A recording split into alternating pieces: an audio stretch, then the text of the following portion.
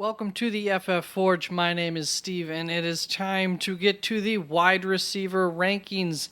Happy Wednesday, and you may have noticed already, I did the quarterbacks and the tight ends video yesterday. My whole schedule is jacked up due to the 3 games on a Thursday. Good news from that is that by the end of today, Wednesday, I should have all of the rankings and projections up on the website at www.theffforge.com. Link it down in the description. I'm trying to keep these all quicker because my week being crunched is a bit of a headache. Let's just get right into it. Over here on the far left, the color changes it's a tier change from, as soon as you see that color change, it's a tier, a new tier. Then over here we have the difficulty rating, and the red is good, blue is bad, as always with my difficulty ratings. And then over here you can see some of the players who I have the bigger differences with compared to the ECR, that is the expert consensus ranking from Fantasy Pros website. And I grabbed these earlier than normal, and I think also people are a little bit behind their normal schedules too. So these rankings, some players look awfully a lot like last week. Some players are missing, which actually, speaking of, for the wide receiver rankings, some major changes could occur if Ja'Marr Chase were to be playing this week. Julio Jones would not be major changes, but he would make it onto here. And then Marquise Brown. Those are 3 names that kind of stood out to me. I think it's easy enough to say that Ja'Marr Chase would be ranked quite highly. Same with Marquise Brown, and also Ja'Marr Chase would affect Tyler Boyd, would be moving him down probably somewhere around these gentlemen. And then Marquise Brown, that whole the whole Arizona wide receiving core is a little bit in flux, just as are the rankings. These are my initial rankings. I did not do my projections yet, which definitely have some implications on the end result of my rankings. Final rankings are go up until kickoff. So speaking of, on Thanksgiving, tomorrow on Thursday, I will be going live 45 minutes to an hour ahead of kickoff, and then of course normally on Sunday an hour ahead before kickoff. So let's start at the top here for the wide receivers.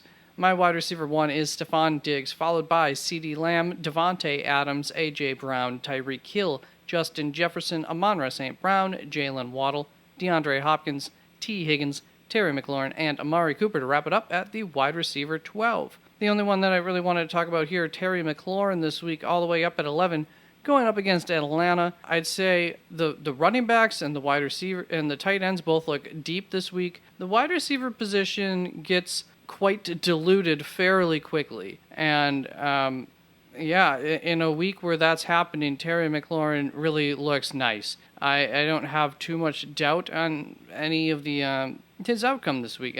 Worst case scenario, it should still be okay and not sink your team. So that's part of why he got up here at my wide receiver 11, which is 4 spots ahead of the ECR at wide receiver 15. Now on to my wide receiver 2s, and as you saw, that tier drop started at Amari Cooper. So at wide receiver 13, I have Chris Olave, followed by Gabe Davis, Mike Evans, Tyler Lockett, Christian Kirk, Deebo Samuel, Brandon Ayuk, DK Metcalf. Keenan Allen here at wide receiver 21 is the end of that tier, and then kicking off the next tier at wide receiver 22, I have Chris Godwin, Jacoby Myers, and Devontae Smith to wrap up the wide receiver 2s. Once again, we really only have one wide receiver to talk about here, Keenan Allen, and I don't have a whole lot to say. First of all, DK Metcalf, Keenan Allen, I'm really tempted to move them up above Deebo Samuel, Brandon Ayuk here, even like a Christian Kirk.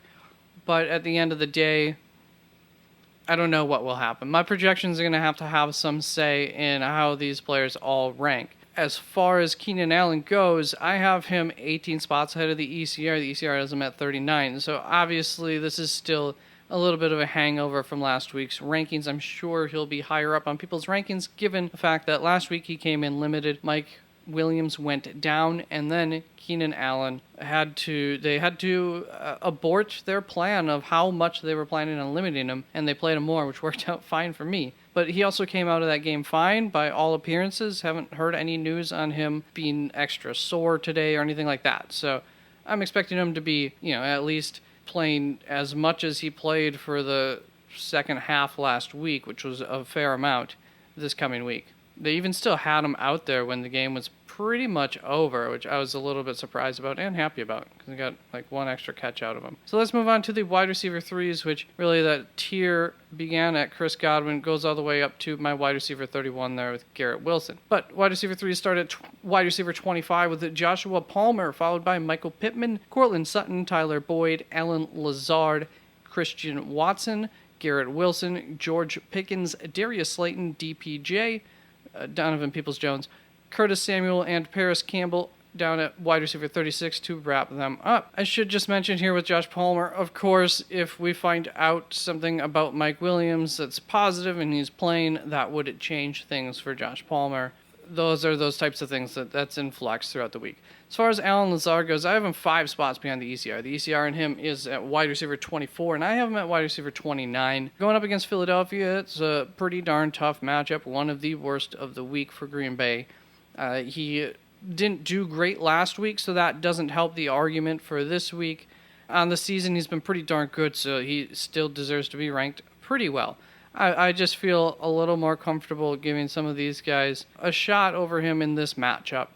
And then we've got Christian Watson right behind him, too. So they're very closely ranked for me. Now, the next tier, I believe, is going to be huge. Going from wide receiver 32 all the way down to wide receiver 47. So let's just look at these wide receiver fours, starting off at Treylon Burks at wide receiver 37, followed by Brandon Cooks, Nico Collins, Allen Robinson, DJ Moore, Deontay Johnson, Michael Gallup, Darnell Mooney, Drake London, Devin Duvernay, MVS, and Adam Thielen to wrap that up at wide receiver 48. Also starting off a new tier. So you can see over here I have a lot of discrepancies compared to the ECR in this grouping. As far as Brandon Cooks and Nico Collins go, going up against Miami, I said this in the quarterbacks video for whatever his face is, that in these plus matchups, he has come through with a couple touchdowns in a few of these games, usually later on in the game, but in a week where there's going to be a lot of points scored against him, they're going to need to pass at some point, and so I actually like Nico Collins more than Brandon Cooks, but since he did not outscore him last week, I can't quite put him, recommend him above Brandon Cooks quite yet, especially when I have them both probably as highly as they should be ranked right here. So I do like them this week as much as one could. You know, the confidence factor is a little bit low, but that's why we're in this tier. Then DJ Moore, I have 7 spots behind the ECR. The ECR on him is 34. I have him at 41. Going up against Denver, which apparently, as of late, at least hasn't been as tough of a matchup as on the season long. So it's not a terrible matchup, apparently. Sam freaking Darnold is going to be the starter this week. I don't really know how to take that, and I don't recall at this point in time how their connection was. I think it was okay, better than Baker Mayfield and DJ Moore's. So maybe we'll see. Maybe I'll have to move them up. I don't know, though. I like these juicy matchups for the upside with these guys.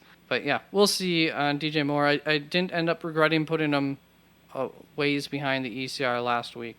Let's move on to Deontay Johnson, who I have also 7 spots behind the ECR. I have him at 42nd. The ECR on him is 35th. I do think that I'm probably a little too far back behind with Deontay Johnson. I do think that the gap that I have between him and George Pickens seems to be a little bit large for what they've shown us throughout the season so far, even as of late. So I'll work on that with the projections, see what they're thinking as well. I would expect that to be something to most likely Deontay Johnson move up a little ways. Then Michael Gallup, I have 9 spots ahead of the ECR. I have him at 43. The ECR on him is 52. I liked what I saw from Michael Gallup last week, and I do expect Dallas to lean on the passing attack a little bit more this week compared to what I think they want to do season long, just because I think they'll find success in it.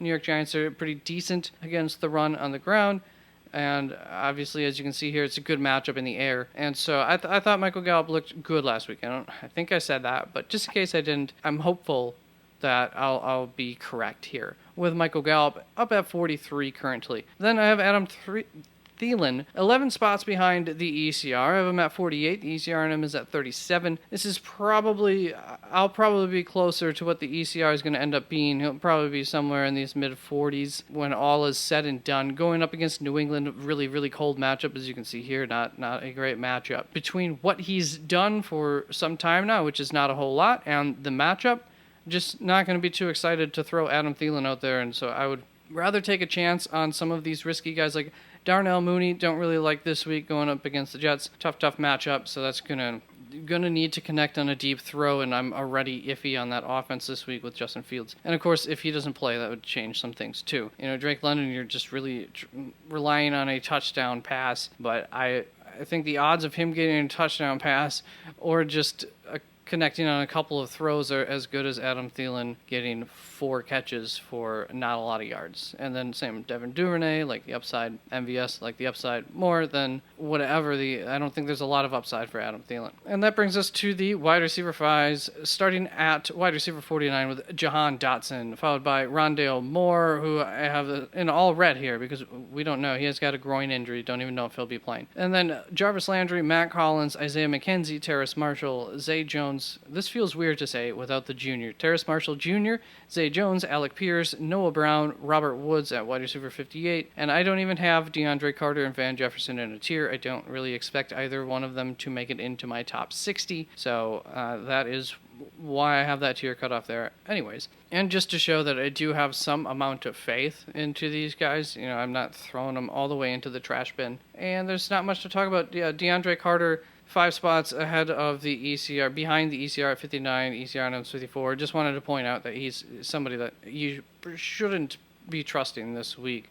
The third wide receiver in the Chargers doesn't really do a whole lot too often, so even in the good matchup. So that is it for the wide receivers. Once again, rankings will go up on the website. Hopefully it should be up there by the end of the day, even if that's like midnight Eastern time or something like that, 1 a.m. I will see you on Thursday, and look out for the other videos that I've already released, and of course the running back video should be coming out shortly. Goodbye. Thank you.